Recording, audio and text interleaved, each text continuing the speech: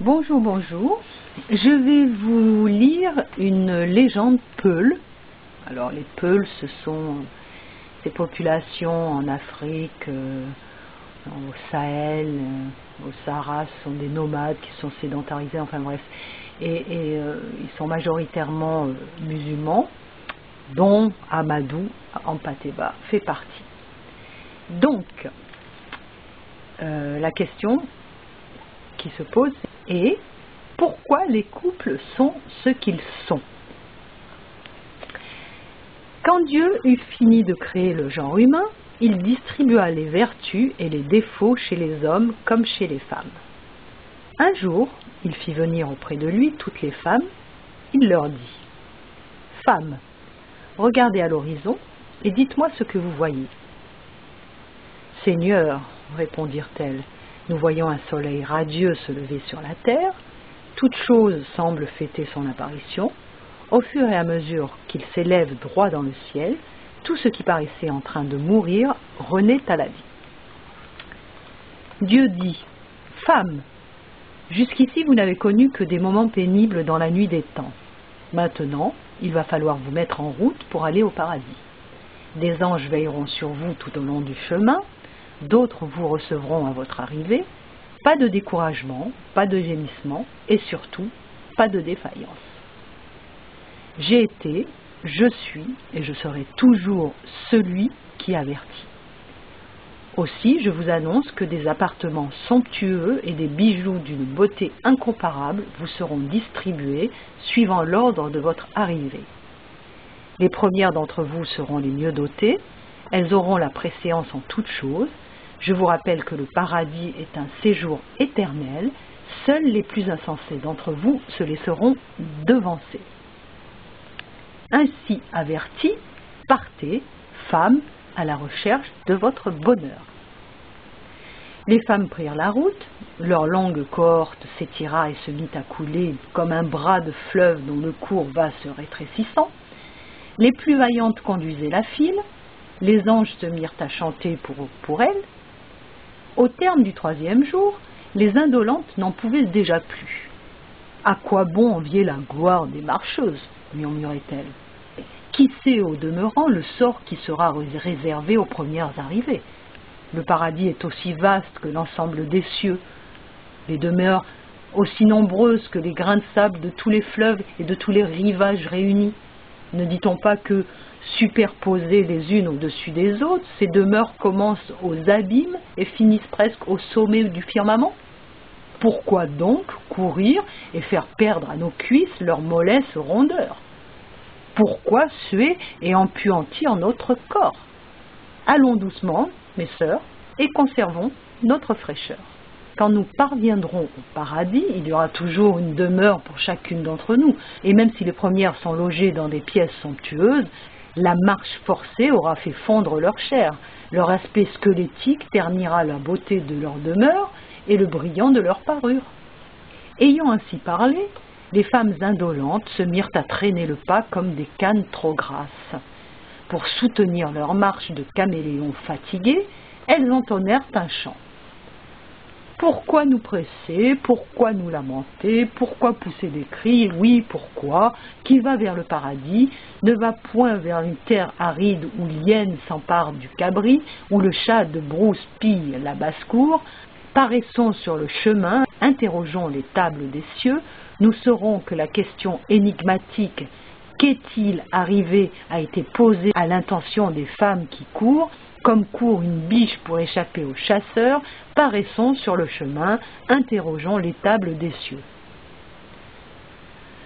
3 jours après le départ des femmes, Dieu dit : « Voilà 3 soirs et 3 matins que les femmes sont en route, lançons leur mal après elles. » Dieu fit alors venir l'ensemble des hommes et il leur dit : « Il n'est pas bon qu'un mâle demeure sans femelle. Aussi ai-je créé à votre intention des compagnes.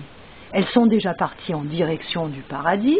Elles ont 3 soirs et 3 matins d'avance sur vous, mais je vais vous rendre 3 fois plus vigoureux qu'elles et vous vous lancerez à leur poursuite. Chacun d'entre vous, ajouta Dieu, aura pour épouse la femme qu'il trouvera sur sa route, et il ne pourra en avoir qu'une. Ceux qui traîneront en chemin risquent donc de rester sans compagne. Ce sera tant pis pour eux, je les condamnerai au célibat.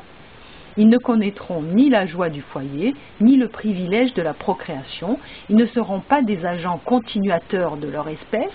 La semence que j'ai placée en eux y demeurera comme un grain desséché. Je renfrognerai mon visage pour eux. Ils en seront fort accablés. Les hommes prirent la route. Ils avançaient en chantant. Chaque être a une origine, chaque métal a une mine, chaque fait a une cause. Si Guénot, l'Éternel, nous met sur le chemin qui mène à nos épouses, à cela il est une cause. Celles qui seront nos femmes sont, dit-on, belles et bien faites. Elles sont passionnées sans dévergondage et passionnantes sans perversion. Elles mettront fin à la peine qui enténèbre nos cœurs. Allons, marchons avec vigueur vers le paradis, nous y trouverons nos épouses, nous y vivrons dans la sagesse, l'intelligence divine s'y élève comme une montagne gigantesque dont on extrait des métaux précieux pour orner le front des vaillants et des sages. Allons, marchons avec vigueur vers le paradis, nous y vivrons dans la sagesse, dans la sagesse, dans la sagesse. Après quelques heures de trajet, les hommes se divisèrent en 3 groupes. Les Ahmadis en tête, les Ahmadis au milieu et les Amandof à la queue. Les Ahmadis, on appelle ainsi l'homme de grande renommée et de grande valeur pour sa famille, pour son quartier, son village et le pays tout entier. Quand il se déplace, non seulement son logeur bénéficie de sa réputation, mais le quartier, le village et tout le pays savent qu'il est venu. Les Ahmadis sont des hommes de valeur, dont la valeur se limite à sa famille, son quartier, son village. Quand il se déplace, on connaît sa venue dans les limites du village.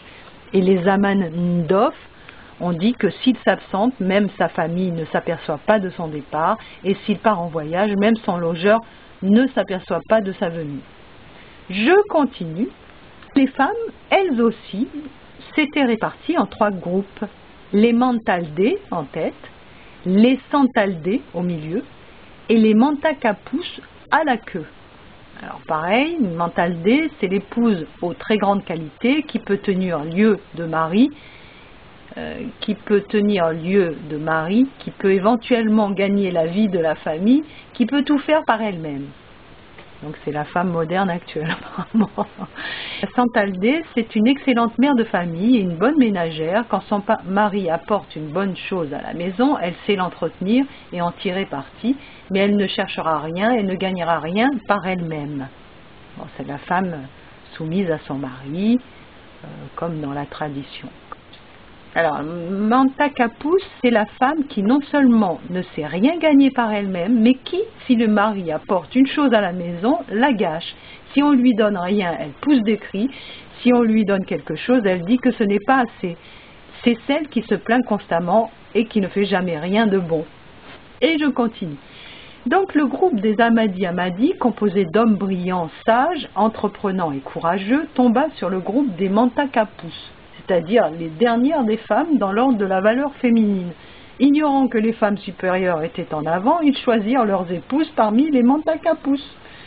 Les Ahmadis, groupe des hommes moyens, tombèrent sur les Santaldés, femmes également moyennes quant à la valeur. Ils prirent leurs épouses parmi elles. Pendant ce temps, les Mantaldés, femmes de grande valeur, avaient devancé leurs compagnes des 2 premiers groupes et étaient déjà parvenues aux portes du paradis. Des anges vinrent les saluer et leur présentèrent des souhaits de bienvenue. Quand elles voulurent franchir le seuil, les anges les arrêtèrent. « Pardon, femmes, mais vous êtes encore des moitiés. » Or, une moitié est quelque chose d'incomplet, donc d'imparfait, et l'imparfait n'a pas de place au paradis. Attendez que chacune d'entre vous ait un mari pour se compléter, alors vous entrerez par couple, c'est-à-dire par unité humaine parfaite. Avant que les femmes soient revenues de leur surprise, les Ahmadis se présentèrent, accompagnèrent de leurs épouses les Mantakapous. Les anges s'écrièrent « Quel mystère! Sont-ce celles-là que Dieu vous a réservées pour compagnes ?» Les Ahmadis arrivèrent à leur tour, flanqués des Santaldés. Enfin, les Amandof, les derniers des hommes, parvinrent au port du paradis les mains vides, Force fut aux femmes supérieures mentaldées de se donner à eux pour pouvoir entrer dans le séjour céleste, et voilà comment les premiers des hommes eurent en partage les dernières des femmes, et comment les premières des femmes tombèrent aux mains des derniers des hommes. Une fois dans le paradis, les hommes supérieurs vinrent se plaindre à Dieu. En accord avec les premières des femmes, ils réclamèrent une réparation.